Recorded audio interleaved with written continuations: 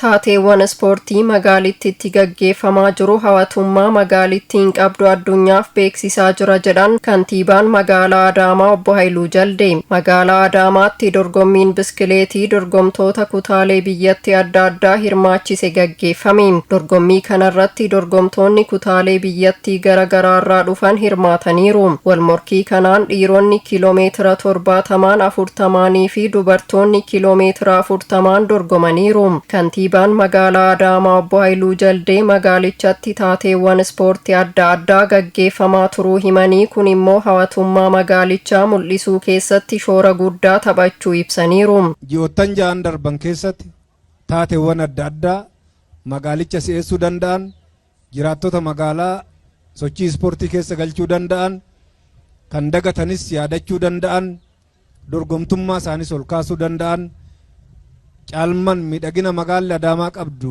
addunyaa irratti beeksisuun investoroonni biyya biraa jiran Adaamaa dhufanii misoomsuu akka danda'an carraa akka dhumaniif sochii gargaraa taasisaa turree jirra.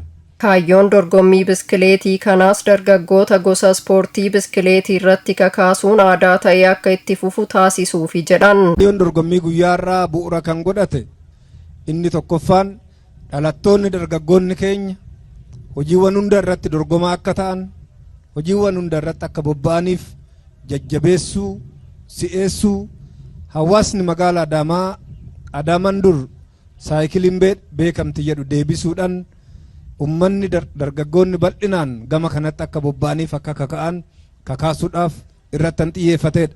Dorgommii biskileetii kiiloomeetira 70 Fu'aad Shaamil kilaba magaalaa Shaggarirraa tokkoffaa bahuun yoo injifatu, Salamoon Alamuu kilaba magaalaa Finfinneerraa lammaffaa fi Yaabsiraa Kaasa'uun kilaba magaalaa Shaggarirraa sadaffaan xumuraniiru. Dorgommii biskileetii kiiloomeetira 40 dhiirotaan Habiib Haayidar bulchiinsa magaalaa Finfinneerraa yoo injifatu, Hamzaa Mustafaa sadarkaa lammaffaa fi Abrahaam Disaasaa kilaba Itiyoo Elektiriikirraa sadaffaan xumuraniiru. Dubartootaan Duubee Mitikuu sadarkaa tokkoffaan xumuruun yoo injifattu, Tigist Kaasa'uunii fi Tsiyoon Fissahaa kilaba magaalaa Shaggarirraa sadarkaa lammaffaa fi sadaffaan xumuraniiru. Dorgomtoonni yaada Adaamaa Biroodkaasting Sarvisiif kennaniin akka jedhanitti Hamzaa Mustafaan jedhama. Magaalaa Finfinnee biskileetii maawunteen baayikiirraa kanan ba'e sadarkaa lammaffaadha.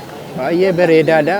Dorgommiin akkanaa yoo danadhe ijoolleenis hojjechuudha ol kaka'u.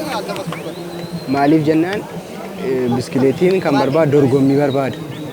Gizee hunda tireedingii qofni utuun ta'in dorgommiin innaa jiraat ijoolleen irratti of ilaalu. Mooraaliin jara ol ka'a jechuudha.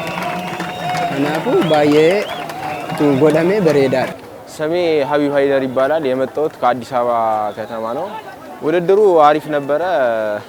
ያው በማውንቴን ባይክ እንግዲህ አንደኛ ሆኜ ያጠናቅቄያለሁ። ለዚህም አልহামዱሊላህ አመሰግናለሁ። እዚህ አይነት ውድድር መዘጋጀት ያው ለኛ ለማውንቴኖች ያው ወደ ክለብ እንድናድግ ወደ ተለያዩ ክለቦች እንድናድግ ሀገር አቀፍ ከከተማ አቀፍ ተነስቶ ወደ ሀገር አቀፍ ውድድሮች እንድንሳተፍ እድሉን ይከፍትልናል። በዚሁ አጋጣሚ ለክለቦችም እይታ እንፈጥራለን። እንግዲህ በዚሁ አጋጣሚ ለመታየት ማለት ከማውንቴን ተነስቶ ወደ ኮርስ ለመግባት ያው እንደዚህ አይነት ውጤቶች ግዴታ ማምጣት ይጠበቅብናልና አጋንኪ ያብዲ ያደታኝ ደማ ዶርጎሚን አከሲ አድቫንቴጅ ጉዳ ቀባን ማሊፊኒ ደርገጎኒ ባኤኒ ባርኖታ ፊጠኒሬ ካንታ አንጅሩኒ ቶኮፋ ኦሮሚያ kiratti dorgomanii yomo anre hojii arganna yookiin immoo hojii argatu weedinta lammaffaa immoo dargaggootaaf ispoortiidha.